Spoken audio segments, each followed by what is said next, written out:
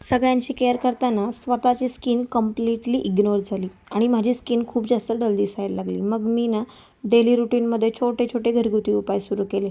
मग मी एक सिंपल घरगुती उपाय सुरू केला. नेमकं काय केलं ते मी पुढे तुम्हाला व्हिडिओमध्ये दाखवतेच. मग म्हटलं स्वतःवर लक्ष दिलं आहे तर थोडं किचनकडे सुद्धा लक्ष द्यावं, कारण 2-3 दिवस ना किचन स्वच्छ केलं नव्हतं, त्याच्यामुळे पूर्ण जरा खराब दिसत होतं. मग पटपट किचनचा पसारा आवरून घेतला आणि बर्नर काढून पाणी घालून घेतलं. किचन स्वच्छ घासून पाण्याने स्वच्छ करून घेतलं आणि लगेचच ना भांडे वगैरे घासून घेतले. आणि हे करता करता घामाने ना पूर्ण मी भिजली होती. हे काम झालं नाही तर लगेच सावीने बाहेरनं काम वाढवूनच ठेवलं होतं. तर चला आता आपण करूया आपला घरगुती उपाय.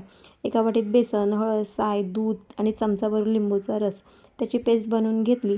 आणि बेसन आपली स्किन क्लीन करायला मदत करते, एक्स्ट्राचं ऑइलसुद्धा कमी करते आणि हळद चेहऱ्यावर ग्लो आणायला मदत करते आणि लिंबू व्हिटॅमिन सी असल्यामुळे ब्राईट देतो आणि मिल्क आहे ना स्किन एकदम सॉफ्ट करायला मदत करते. याची पेस्ट बनवून चेहऱ्याला लावून घ्या आणि हलक्या हाताने 2 मिनिटांना छानपैकी मसाज करून घ्या आणि लगेच चेहरा स्वच्छ पाण्याने धुवून घ्या आणि लगेचच ना चेहऱ्यावर तुम्हाला चमक दिसायला लागेल. आणि लगेच एका पातेल्यात गरम पाणी करून घ्या आणि त्याची वाफ चेहऱ्यावर लावून घ्या.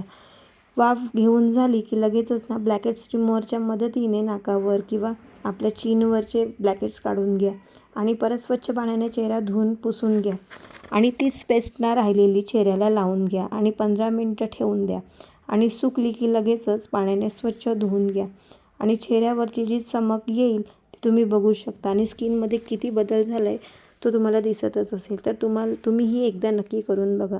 अशाच व्हिडिओसाठी फॉलो करा. चला भेटूयात आपण नेक्स्ट व्हिडिओमध्ये. बाय.